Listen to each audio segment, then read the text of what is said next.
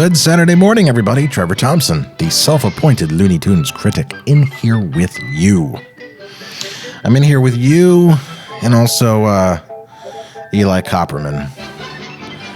Eli makes a lot of great comments in the comment section. And now we can add to the list of greatness a great request. This is one of the ones that the Frank Tashlin shorts that people, remember as Tashlin and not confusing them with something else. There's something about this cartoon that is so specifically Frank Tashlin that you really can't confuse it for other ones. Unfortunately, the colorized version of this one gets a little more airplay than this one, which is a shame. A lot of people say that this is the first cartoon to ever use Raymond Scott's Powerhouse, which, if you don't know what that is, that's the music we hear so much of. Bum bum bum bum bum bum bum bum bum bum bum ba da da da bum bum ba da da bum bum. So whenever you're watching, you're watching like a sequence of events play out on its own. Things bumping into other things and stuff, and you hear that bum bum bum bum bum bum bum bum bum bum bum bum bum bum bum bum. That's Powerhouse, but honestly, I feel like I've heard it in earlier shorts. Insulting my integrity! Hey, fatso! Insinuating I'd flee this flea-bitten dump! Hey, fatso! I love that he doesn't. He knows the strength of an A fatso is good. Why? So there's not a lot of things that you can say 3 times and have them still be funny the 3rd time, but I can honestly tell you that "Hey Fatso" is one of them.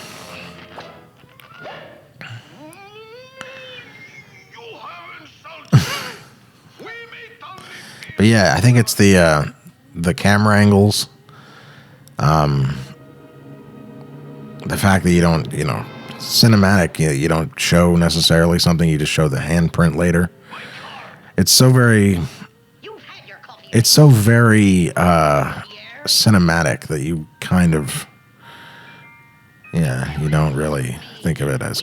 I think this is Izzy Ellis here. I could be wrong. Maybe not. No, he didn't work on this one. But we are seeing the beginning of Frank Tashlin's Scott art technique. Squares, circles, ovals, and triangles. SCOT, Scott art. And this shot here where you see the camera follows Daffy down the hall when he gets all the way to the end. Like that. That's not how you would do it. That's, if your medium is pen and ink and not actual people and actual sets, you would never do it that way. The only reason you would do it is to be, experimental and to try new things, which of course Tashlin did, and it was the kind of thing that was encouraged at Warner Brothers in these early days. But yeah, here it is, Powerhouse. A different part of Powerhouse, the less popular. And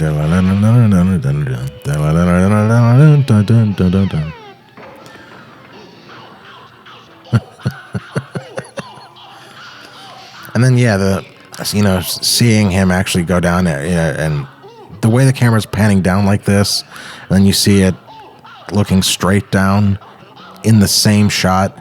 It's not something that's easy to pull off with paper and pen and ink. It's easy to do if you have a stairwell and a camera. But to be able to convey that in moving pictures, in moving drawings, is super hard. The other thing is, I wonder about like where did he, because he wasn't making live action movies yet. You know, he made a lot of Bob Hope and Jerry Lewis, and he made a lot of the classic comedies in the later part of his career. But I always wondered about like some of these cinematic angles, like how do you the kind of things that you would really only dare to try if you had tried them with live action. So I wonder if he had his own like 8mm camera, and if he practiced stuff. And unfortunately, there's not a lot of information about Tashlin as a director, as a cartoon director, available out there. Not as much as there could be.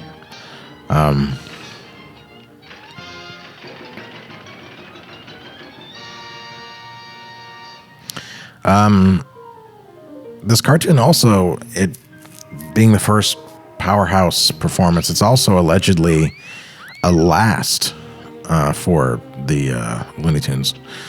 It's apparently the last time that Petunia Pig has anything to do with any of these cartoons, because when they're in prison at the end, Porky's writing a letter to Petunia, and that's allegedly the last time she's has any involvement in any of the Golden Age cartoons.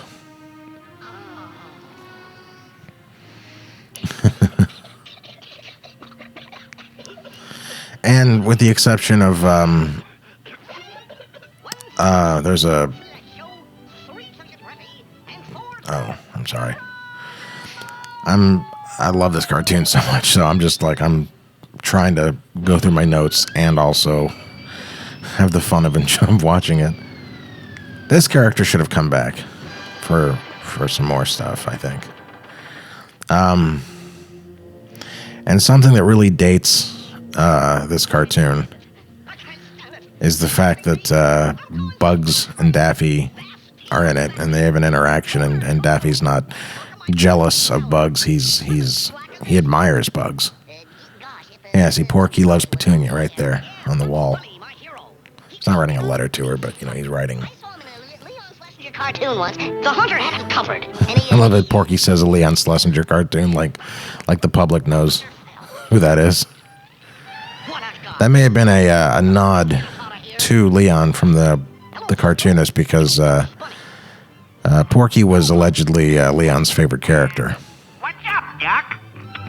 That Palooka manager has got us locked up in the... This look of Daffy too is kind of the look that they went for with him in Who Framed Roger Rabbit. When he's on the piano with Donald, he kind of has that long bill and long head kind of thing going. All right, everybody. That's going to do it for this week, and we'll see you next week. That's all, folks.